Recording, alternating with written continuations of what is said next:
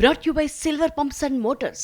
Top quality और consistent performance के लिए सिर्फ सिल्वर पंप्स नाम याद रखना. బీఆర్ఎస్ వర్కింగ్ ప్రెసిడెంట్ కేటీఆర్ పై ఒక రేంజ్ లో ఫైర్ అయ్యారు ఏపీకి చెందిన టీడీపీ నేత బుద్దా వెంకన్న. మా చంద్రబాబు జోలికొస్తే ఖబర్దార్ అంటూ హెచ్చరించారు.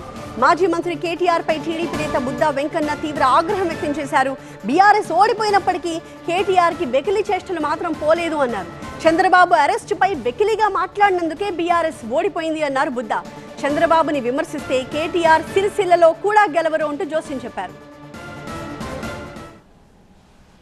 ఎంత సచ్చినా పులుపు చావలేదని కేటీఆర్కి చంద్రబాబు గారి దెబ్బతో ప్రభుత్వం పడిపోయిన ఇంకా ఎకిలి మాటలు ఎకిలి చేష్టలు పోలా.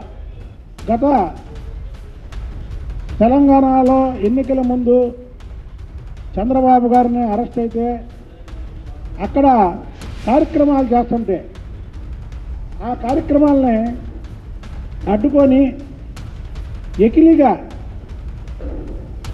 మాట్లాడినటువంటి కేటీఆర్ ఈ రాష్ట్రంలో కాదు పక్క రాష్ట్రంలో చేసుకోండి అని ఒకే ఒక్క మాటకి నీ ప్రభుత్వం గొప్ప కూలిపోయింది.